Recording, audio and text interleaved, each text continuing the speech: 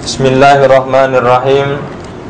Assalamualaikum warahmatullahi wabarakatuh. Alhamdulillahirabbil alamin, wassalatu wassalamu ala sayyidina Muhammadin wa ala alihi wa ashabihi ajma'in, amma ba'du. Bapak-bapak, ibu-ibu, para jamaah yang berbahagia, alhamdulillah pada kesempatan kali ini kita bisa melanjutkan kajian rutin kita tentang kitab Aqidatul Awam beserta syarah dan dalil-dalilnya.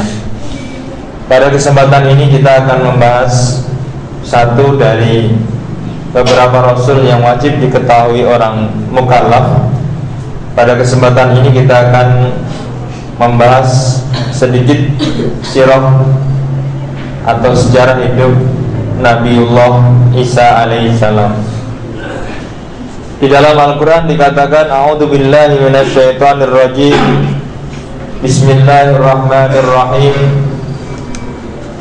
Wadhkur fil kitabi Maryama idh intabadat min ahliha makanan syarqiyyah fattakhadhat min dunihim hijaban fa arsalna ilaiha ruhana fatamassala laha basharan sawiyya.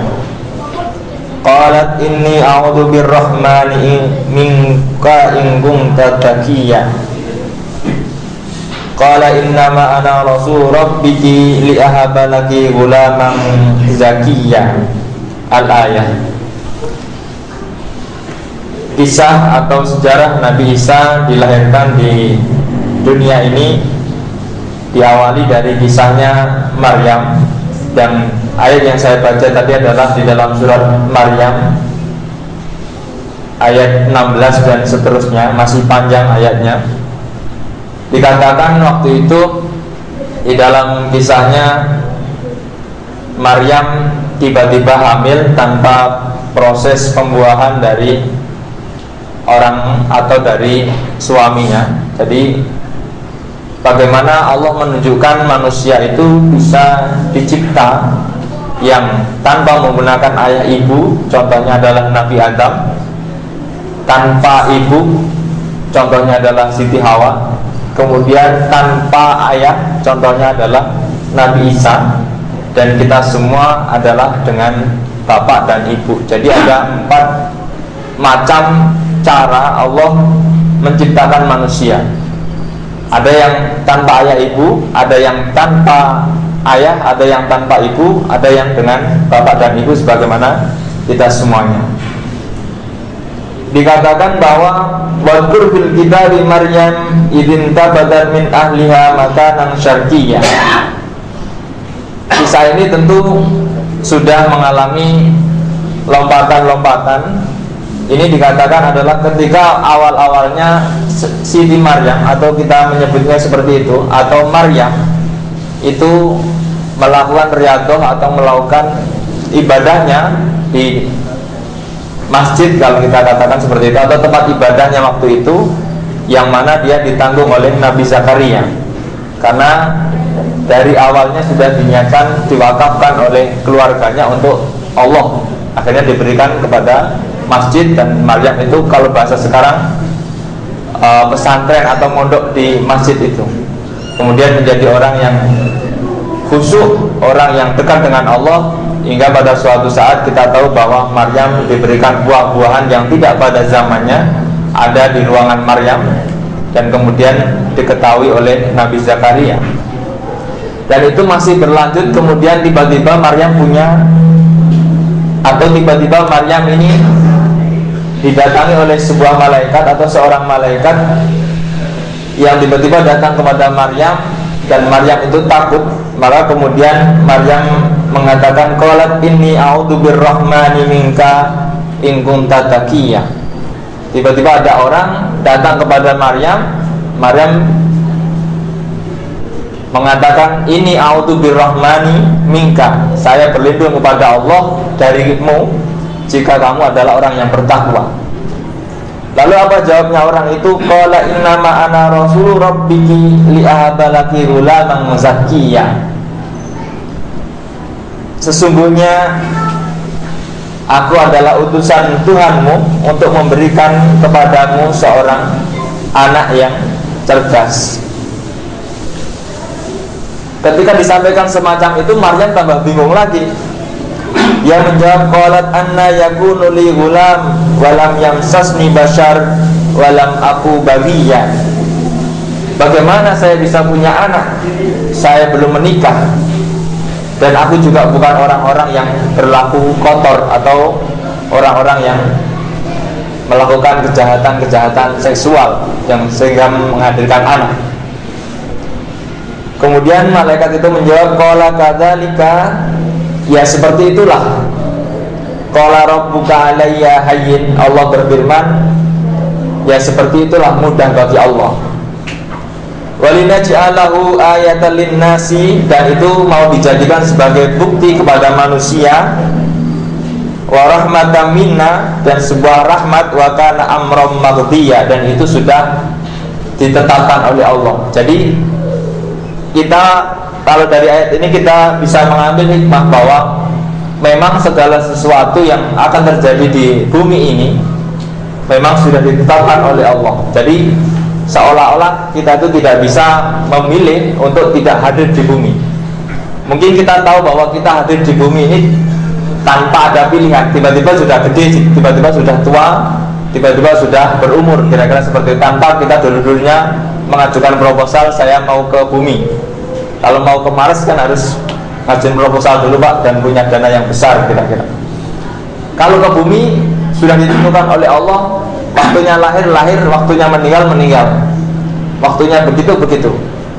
Termasuk waktunya Maryam melahirkan seorang anak tanpa suami, itu juga sudah ditetapkan. Maka kemudian di ayat lain dia katakan, kemudian Maryam itu ketika mau melahirkan Nabi Isa itu karena merasa sakitnya melahirkan itu, sehingga mengatakan kalau saja boleh meminta, mungkin dia menjadi orang yang tidak diciptakan sajalah, atau menjadi debu-debu yang tidak berarti daripada menanggung sakitnya. Ini dari lahirnya Nabi Isa saja sudah fenomenal sekali, sudah aneh sekali. Satu sisi mungkin kalau kita merasakan, atau mungkin kalau kita di saat itu menjadi orang laki-laki di antara kaumnya Nabi Zakaria, Nabi Yahya, dan Nabi Isa ini, kalau kita melihat orang yang hamil, paling tidak kalau kita menggunakan nalar kita, otomatis kita akan menuduh Pak, atau mencurigai, atau bahkan fitnah. Karena zaman itu memang zaman kuat-kuatnya nalar Pak. Jadi apapun harus dinalar. Jadi kaumnya Nabi Musa ini memang kaum yang sangat kuat nalarnya. Maka kemudian Allah itu memecahkan nalar-nalar itu dengan kejadian-kejadian di luar nalar, yaitu dengan lahirnya Nabi Isa ini tanpa bapak. Ini untuk mematahkan bahwa nalar itu tidak pasti benar. Maka kadang-kadang kita ketika menghadapi masalah, ada yang bisa diselesaikan dengan nalar kita, ada pula yang tidak bisa diselesaikan dengan nalar. Maka ketika masalah itu sudah tidak bisa diselesaikan dengan nalar, kok manusia mencoba menyelesaikan masalah dengan nalar, maka nalarnya akan rusak dan mungkin dia akan gila. Ini biasanya seperti itu. Di dalam agama pun juga begitu. Ada yang bisa dinalar, ada pula yang tidak bisa dinalar. Bapak-bapak, ibu-ibu yang dirahmati Allah, di kaumnya Nabi Musa memang perintahnya jelas sekali, dan Allah menunjukkan dengan cara-cara yang bisa dinalar oleh mereka. Meskipun toh kita tahu bahwa kaumnya Nabi Musa pernah meminta sesuatu yang di luar logika mereka, yaitu bagaimana saya bisa melihat Tuhan. Akhirnya tapi kemudian ketika diajak ke Turisina, dan kemudian Allah menampakkan kepada gunung, ternyata gunung luluh lantak, mereka kemudian pingsan, kemudian dihidupkan lagi.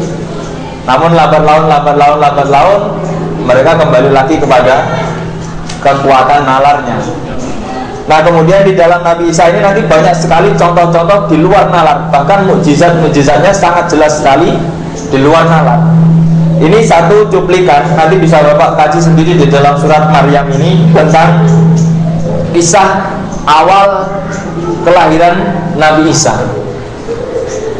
Atau kalau kita mau lihat di surat lain, di dalam surat Al-Baqarah juga disebutkan, A'udzubillahi minasyaitonirrajim, in qalatil malaikatu ya Maryamu innallaha yubashshiruki bi kalimatin minhu ismuhul masihu Isa ibnu Maryam wajihan fid dunya wal akhirah wa minal muqarrabin wa yukallimun nasa bil mahdi wa kahla wa minas sholihin.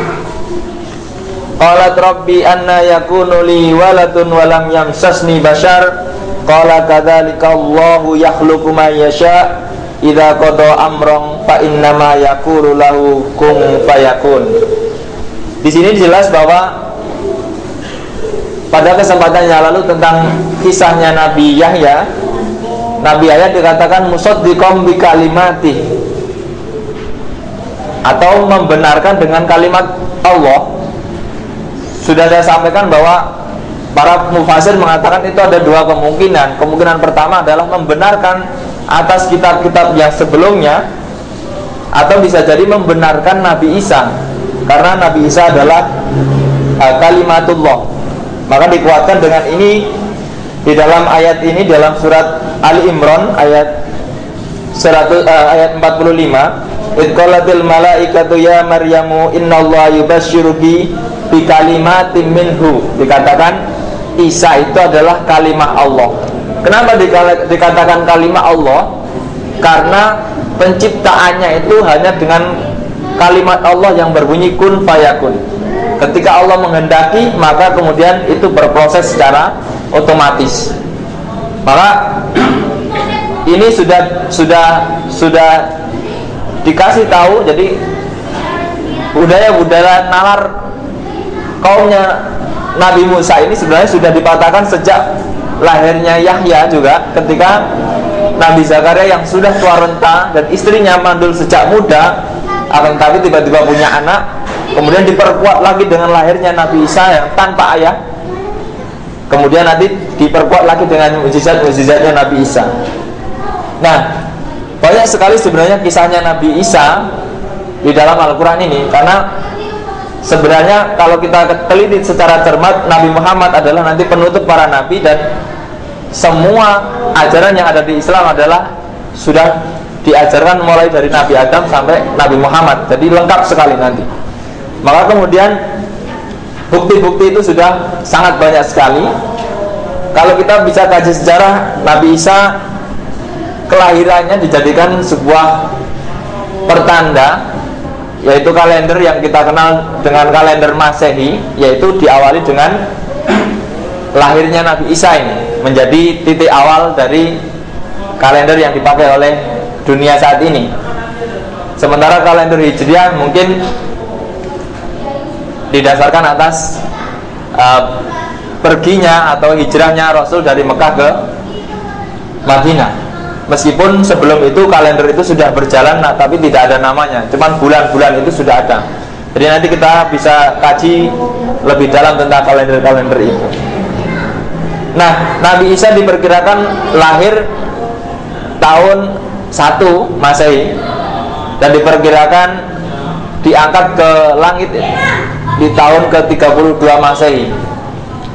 Dan para ini mengatakan kira-kira diangkat menjadi nabinya itu di tahun 29 atau umur 29. Jadi periode menjadi nabinya sangat singkat, sebagaimana Nabi Yahya juga sekitar itu. Jadi dua orang ini adalah nabi yang muda-muda, yang punya kecerdasan yang sangat tinggi di saat muda. Akan tetapi Nabi Yahya dan Nabi Isa ini punya kebiasaan, atau mungkin fokusnya adalah ke keliling, Pak. Kalau maka dikatakan Al-Masih yang mengembara, suka mengembara. Jadi Nabi Yahya pun sama. Nabi Yahya, kalau Nabi Yahya suka ke padang pasir dan bergaul dengan hewan-hewan buas, tapi kalau Nabi Isa mungkin berbeda lagi. Dan mungkin para sejarawan banyak yang tidak bisa mencatat sejak kecilnya Nabi Isa hingga besarnya tidak bisa tercatat dengan baik, karena ya waktu sudah begitu jauh. Kemudian di dalam ayat lain dikatakan wa yukallimun nasa fil mahdi wa kahla wa minas sholihin, dan berkata-kata, berbicara kepada manusia di saat masih di dalam gendongan ibunya. Ini juga satu, kemudian patah lagi nalarnya orang-orang kaumnya Nabi Musa. Kenapa? Secara nalar tidak ada seorang bayi yang bisa bicara secara nalar, Pak. Jadi memang ini di nalar itu dihajar benar-benar. Jadi jangan sampai kita itu mengandalkan nalar. Nalar itu boleh dipakai tapi jangan diandalkan. Kalau diandalkan nanti orang akan menuhankan nalar.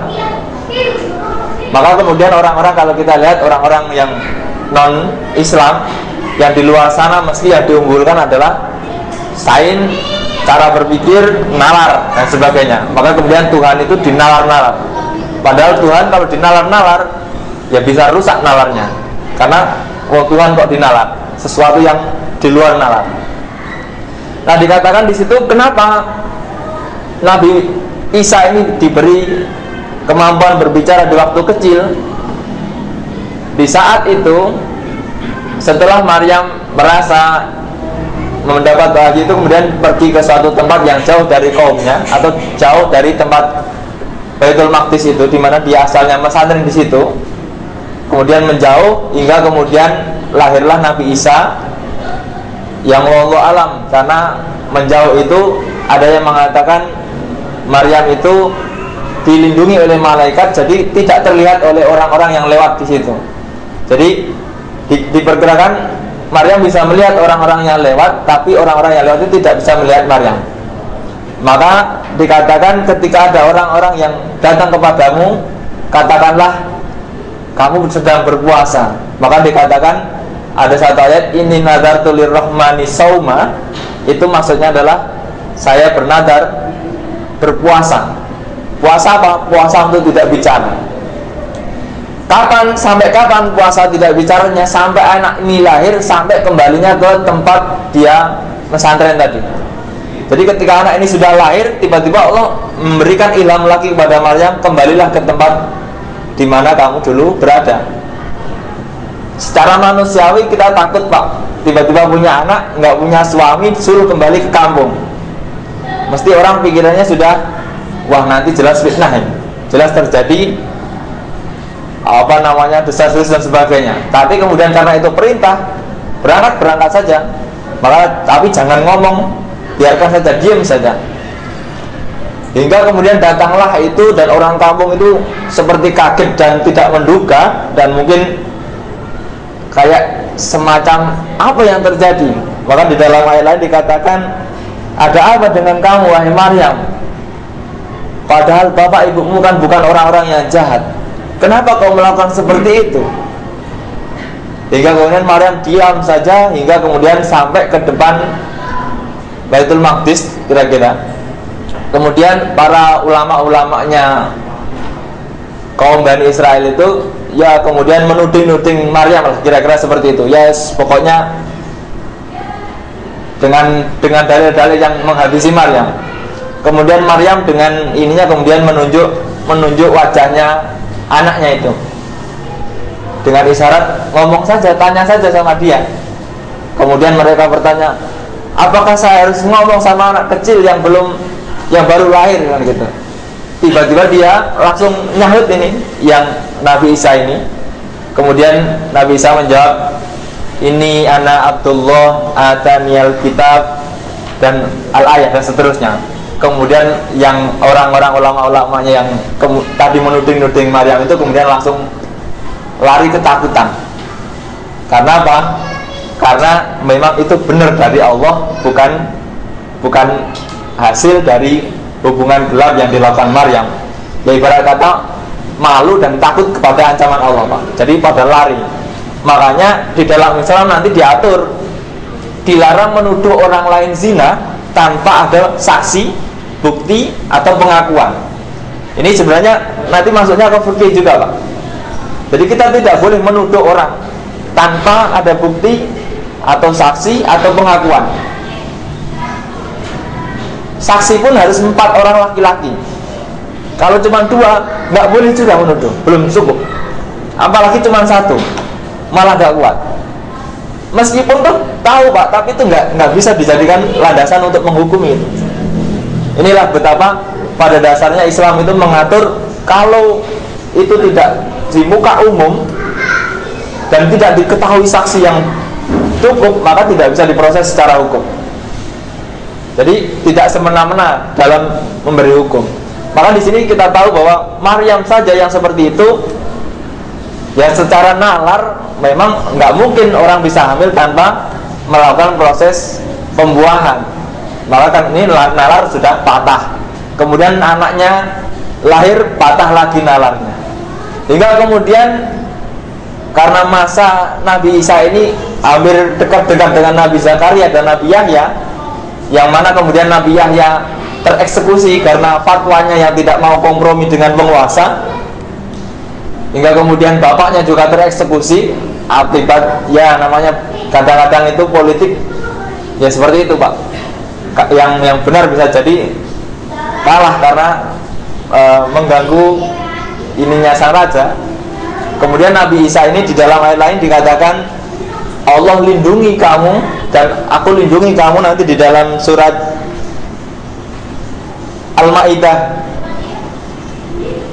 dikatakan a'udzubillahi minasyaitonir rajim, in qala Allah ya Isa ibn Maryam adkur ni'mati 'alaika wa 'ala walidatik id ayyatuka biruhil qudus tukallimun nasa fil mahdi wa kahla wa id alamtukal kitaba wal hikmata wat taurata wal injil wa id tahluqu minat tini kaha'atit tayri bi'idni fatanfuhu fiha fatakunu tayran bi'idni wa tubri'ul akmahal wal abrasa bi'idni wa id tukhrijul mauta bi'idni wa id kafaftu bani Israila anka ijji'tahum bil bayyinati faqala alladhina kafaru minhum in hadza illa sihrun mubin.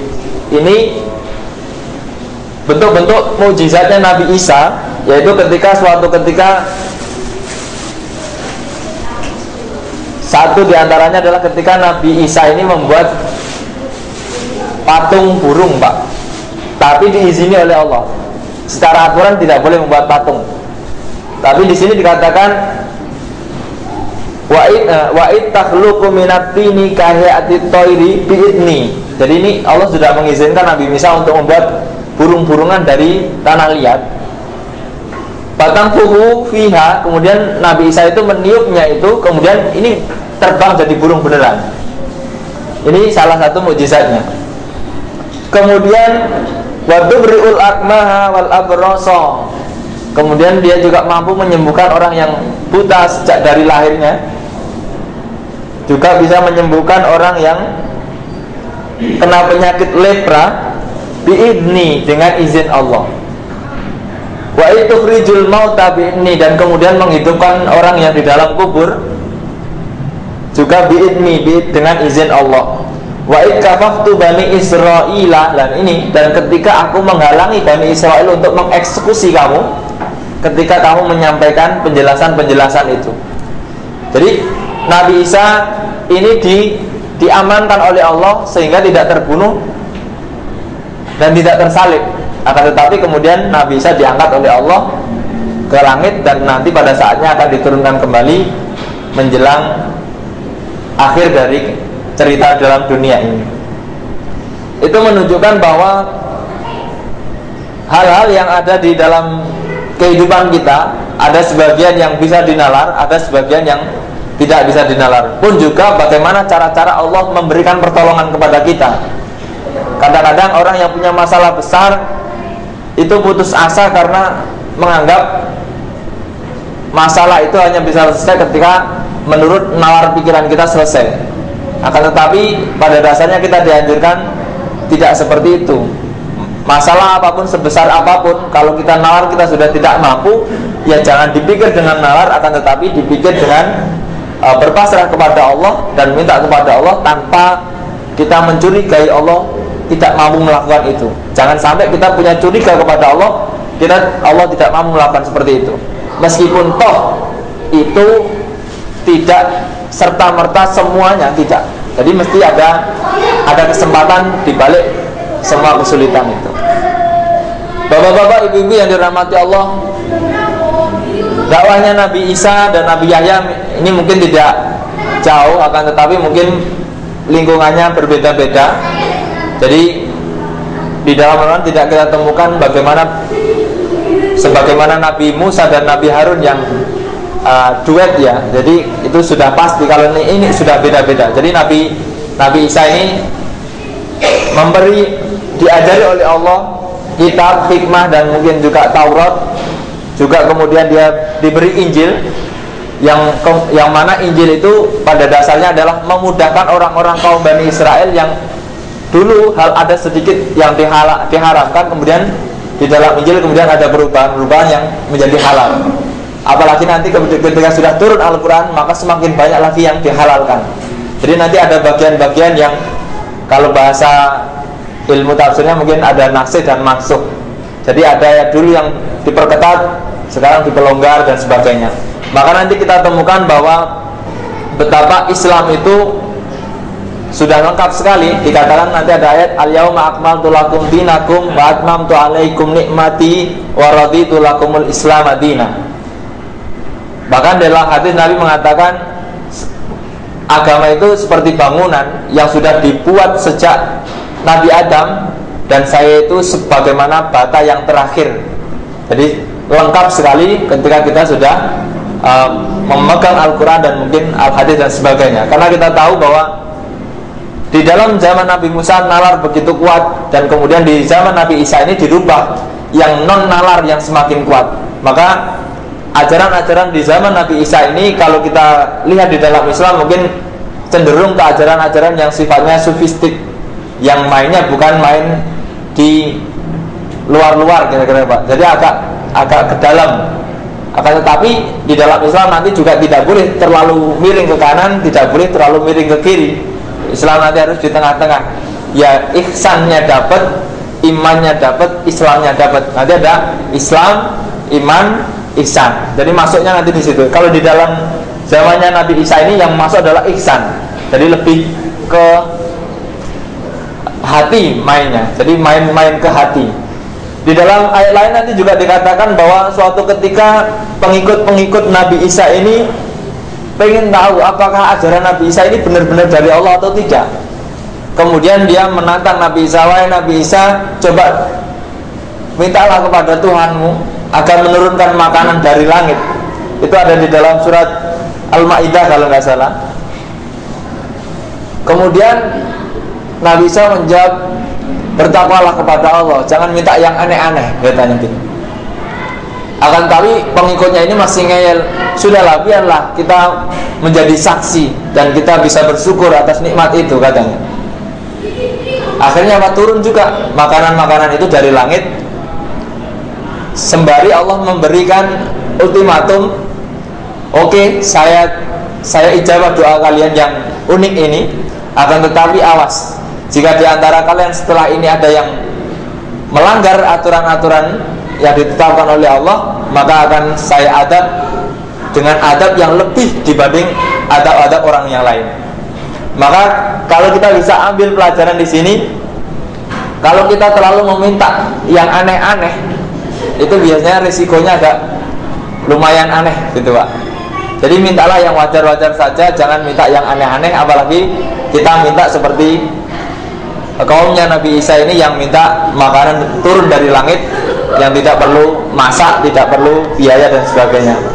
Bapak-bapak, ibu-ibu yang dirahmati Allah, mungkin itu yang dapat saya sampaikan sedikit dari ayat-ayat Al-Quran tentang kisahnya Nabi Isa alaihissalam. Semoga kita mampu meniru ketakwaan dan mungkin kekuatan dalam beriman atau menyampaikan kebenaran-kebenaran, meskipun toh kadang itu bertentangan dengan penguasa setempat yang menjadikan kemudian kita menjadi orang-orang yang tidak nyaman dalam kehidupannya. Akan tapi kita diajarkan oleh Rasul juga, qulil haqqa walau kana murra, katakanlah yang benar meskipun kadang kalau berkata benar itu rasanya agak pahit. Bapak-bapak, ibu-ibu yang dirahmati Allah, semoga apa yang saya sampaikan bermanfaat buat diri pribadi saya juga bapak-bapak sekalian. Jika ada kekurangan, wal aku minkum billahi taufiq wal hidayah. Wassalamualaikum warahmatullahi wabarakatuh.